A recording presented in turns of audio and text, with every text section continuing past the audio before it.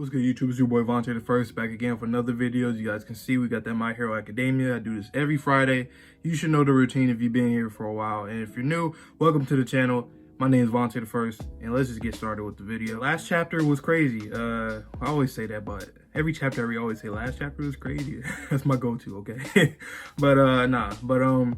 Last chapter we had Deku meeting with all the previous users of One For All in the little Vestige World Dream thing. He still is like covered a lot of his body, and this time his mouth is completely covered too. Last time I think he said that he mentioned too that he was able to speak a little bit. I believe it's when All For One and Shigaraki had went in. I believe that was the time. I can't really recall, but I think that was when he was able to speak a little bit. But you know, he was talking to them. Most of them, well, pretty much all of them introduced themselves except for the second and third user who were facing the wall. They was like they looked like they was in timeout or some shit. I don't know. Fourth user, which his name is Shinomori, I believe, Hagake Shinomori or something like that. He was the one who was the fourth user, which we had seen. He was the one that had the Danger Sense quirk, which Deku had recently unlocked in the War arc. So he got spider senses, you know, horror coach with the Spider-Man shit, Marvel references. You see what I'm saying? I like that. I love Spider-Man, so that, you know, it works. But that's beside the point. So so he was telling Deku about One For All, and he said that he was the one that held it longest. He was only second to All Might, Yagi Toshinori, which is All Might's real name. All Might held it for over 40 years or some shit like that, and they're trying to figure out like the backlash for One For All. Who can utilize it to its fullest potential and all that, and I'll get into that in a second. But yeah, Shinomori, the fourth user, he had said that he died of old age, and old age was the age of 40 for him. Then we've seen that, and he elaborated on it a lot more later on. And he was saying basically that if you have a quirk, your cup is already filled to a certain extent, and then once you get One For All, it's going to be filled over. It's going to fill up to the top, and it's going to spill over, which he had used as an analogy for himself, because as you can see, he has a scar on his eye, around his eye, which I believe is basically signifies that his body started breaking down, and that's what he said. That's how he died. His body started breaking down because the power was too much for his body, because he already had, his cup was already, it was already some volume. It was already some liquids up in the cup. Now, for people that don't have One For All, like Deku, like All Might, they're pretty much perfect for the quirk, you know, because of the fact that they never had a quirk to begin with. So their cup is empty. So the potential, you know what I'm saying? The potential is high, and they have so much space to fill with the power itself that they can utilize it to a full potential. Deku pretty much he's the last user of One For All, unless he can find somebody that don't have a quirk, which is tough, because remember, we got to remember, only 80% of people have quirks in this society and 20% don't. So it'd be really hard to find somebody without a quirk, for one. And two, I mean, he could give it to somebody that has a quirk, but it won't be a great benefit for them. So he's pretty much the last user from what we know of for now, and it looks like it's pretty much going to stay that way unless somebody else gets a quirk. So who knows? But like who has a quirk already gets the quirk, but who knows? We don't know. And then later on, or at the end of the chapter, Nana Shimura she asked Deku, does she think that he can kill Shigaraki? So let's see what his answer is. Let's just get into the chapter. I've been talking for a little bit. I don't give a fuck. Hey, I put timestamps there, so if you guys want to see the recap of 304, you didn't skip. You know, you stay with your boy right now, but I'm gonna put timestamps nonetheless, like I have been doing, so you guys see the recap, reaction, and review. But let's just get into it. Chapter 305. All right, are you able to kill Shigaraki Tomura? Title of the chapter is called Midoriya Izuku versus Shigaraki Tomura. Excuse me? This isn't a request. This is a question of your will and intent. Okay. Kind of like question is resolved in a way, right? You saw him during the last interaction, and saw the face of a child who was crying. You felt that he was in pain. Our hearts and mind are one, so we could sense that feeling within you. The problem is we don't really see it the same way. We can also sense the boy's been hurt by All For One, but that doesn't mean that he wants any of our help, though. See, I like that, because we know Shigaraki don't fucking want none of the help. So they're in a tough situation right here. He doesn't want the help, even though he's being hurt. He's being oppressed in our eyes, before our eyes, but he don't want help. So he's become I guess you could say he's in the realm of a powerless person, but we'll see, because Shigaraki, you know what I'm saying? We'll see what he's been doing. As for Mr. Koa over there and myself, All For One's tried to steal One For All from us twice and failed both times. Damn, that nigga was trying to steal that shit from both of them. They were like, nah, hell no, boy. In order for One For All to stay safe from the evildoers, we require our successors to have an iron will, a nigh infinite determination. Ours is a power all too valuable to be risked for just one lowly person. Shigaraki's probably going to use your lack of an iron will to his advantage. We've created and cultivated One For All for the specific purpose of eradicating All For One. Yagi-kun is the prime example of this. But my brother keeps coming back, and Shigaraki seems to be a part of his strategy to make you lower your guard. Izuku-kun. I come to you not to merely tell you that there's no backing out now. I feel like it's cowardly for me to even consider thrusting my will onto you like this. But Tamura Shigaraki is my grandson. My grandson who became this way because I left his father at a young age to fight All For One. This is a result of my actions. Damn. She looks sad and distraught. And as this failure I brought upon myself, it seems so harsh to just pass it on to a 16-year-old child. I understand this, but if my grandson, if that thing reaches its potential, no one will be able to stop what comes next. Oh shit. And you can see like behind him is like a butterfly, or not butterfly, well, a moth. No, like, you see wings. All right, shit. There are people out there who cannot be forgiven, comprehended, or rehabilitated. What if he's one of them? Exactly. This is what I've been waiting for. I've been waiting for this to Deku to actually come face to face with this what was the word? Tribulation? I don't know. I just been waiting for him to come to this shit. Okay, just think about this, man. Can't just save everybody. And a person who looks like he wants to be saved when he simply cannot be saved. Can you tell me that you have the will required to stop him at all costs? And you see all of them. Still see the back of the heads of the second and third users. I could feel what Shigaraki was feeling when he was told to think about his aspirations in the deepest part of his mind. I could feel a child crying, okay? I fought against many people thus far. They had their ways set inside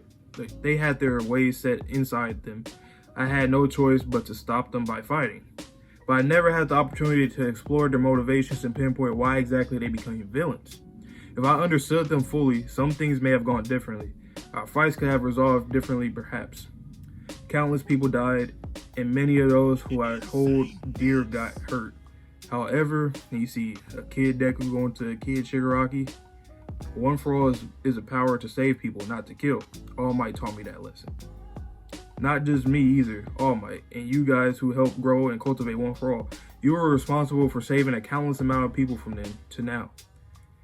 Its origins may have rooted in the goal to eradicate All For One, but because you've all risked your lives and maintained this power, its purpose has changed and morphed over all this time. There's certainly a possibility that he can only be stopped by killing. Oh, you see All Might crying right there. Oh, wow. His like little inflamed like body silhouette or whatever. There's certainly a possibility that he can only be stopped by killing him. And I haven't thought about the logistics of how I would go about it. But I want to try to saving this crying child. And you see Nana's like, she about to cry? That's right. And we'll be here to guide you on that journey. I'm incredibly glad that you of all people inherited One For All. I apologize for testing you like this. Gran Torino is still alive. Surihiko, we made the wrong choice. When you wake up, please tell him that I said hi. But our successor here is certainly determined. How about you guys chime in now and help us out? Wow. So that Deku knows what to expect out of the rest of you guys' quirks. Oh shit. Damn, just look at them. They look, especially one on the left, you can kind of see like his eye kind of, he just look crazy as hell, boy. The little boy look crazy. So we're going to get them next chapter finally. Okay, this chapter, I really liked it. This is a 9 out of 10, I think. Maybe an 8. Okay, I'll just say 8 for now, but man,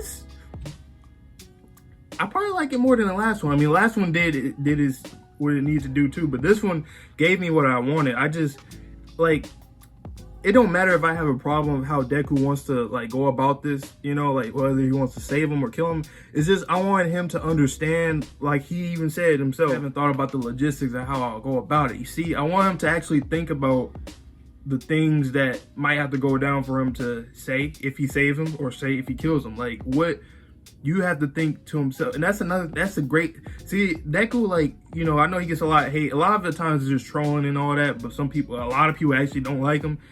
He's, man, like, if you really just see how he thinks, you know, for an individual his age, 16 years old, with this, you know, big ass responsibility on his shoulders and burden, you can see he's a kid that he really thinks about every situation that he's in. But there's been times where he didn't have the time, like when he was fighting people like he said earlier, with Muscular, Overhaul, Stain, you know, a few other people. He didn't understand their motivations and why they became that way, and he never got the chance to do that. And that's something I always thought about, like, yeah, he never really got the chance to do that. And we know from Deku's inner monologues that he feels, yes, he feels that he has to save people because All Might pretty much brought that, like, idea into him, and that's just something that he always wanted to do himself too. So that's two and two together. That just works, you know. That's just something that he wants to do no matter what. But I just like that he's basically he's given this, like, the choice that, like, because he knows he wants to save somebody, and he said that he's seen a kid crying with Shigaraki. He sees that it's a kid crying. He's being oppressed. Shiggy may not want that help, but he sees a kid crying, so he's not going to. Basically, what Deku is saying in this chapter, from what I'm understanding, is that, you know, if it comes down to a time where he actually has to kill Shigaraki, he's not going to just ignore the fact that he's seen somebody that needed to be saved. And I like that, because in life, a lot of times with us, you know, people, we see a lot of things or understand certain things, yet we stray away from that, you know, because we have our own motivations, our own goals, our own opinion, or just way of thinking, or like going about certain things to resolve certain things, which this is the whole thing about resolve, you know. The fact that he can see that somebody's been oppressed, I like that, because if he does end up killing Shigaraki, I just like the fact that he actually had to think about it, like his own morals. He might actually have to, like, put that aside. And that's what I like what this chapter did. So this chapter low-key is a 9, man. High-key is a 9. That's so great. And then later on, and now we're about to get to the second and third user, One For All. I wonder what their whole deal is, because they said, it looked like they're focusing on their quirks to explain their quirks. So I wonder if it's like some kind of crazy-ass shit, like something that's beyond, like, it takes a long time to control, or he has to train for a while or something. Maybe a time, within the hypothetical time skip. Who knows? But man, this chapter is a 9. I loved it. I want to talk about this. This is a chapter that I love to, like, just see what other people think about. It was a dope chapter, because we needed to see what Deku, like, we know, yeah, he wants to save somebody, but we wanted to see him be put into this position where it's like, okay, you can save him or you have to kill him. But the thing with Deku is like, okay, I understand that I might have to kill him, but I'm still not going to ignore the fact that that's the thing, the fact that there's a kid that's basically in distraught and crying and being oppressed. He can't ignore that fact. And I like that from, even if he has to kill him, he's not going to ignore that, though. He's not. He can't just be, oh, I'm just going to put everything aside and fuck that. He's just a villain. He got all for one. And that's what a lot of the users were kind of thinking. And you can see Nana, she certainly didn't really, I mean, she said, can he kill him? But she just wanted to know what his answer was. I think she has a sense of relief, as you can see her crying and stuff. She has a sense of relief, because it's like, he doesn't have like a hatred for Shigaraki. He understands him to an extent, because he's seen that he's oppressed once again.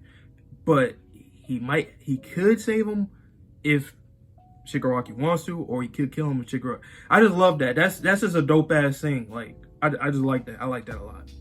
But this video made a little too long, you know what I'm saying? So I'm gonna have to wrap it up. If you guys are new to the channel, like I said earlier, welcome to the channel. Let me know down below what kind of videos you want to see me do with My Hero Academia, or anything, you know, feedback on that. Things that you want me to do better, you know what I'm saying? I'm all open to that. I'm not a stubborn person, you know. I love and need all the feedback and all that, and criticism. So yeah, like I tell you guys every video, please stay safe, stay healthy, stay clean. I'll see you guys in the next video on Sunday with that Jujutsu Kaisen. So I'll see you in a few days, and peace.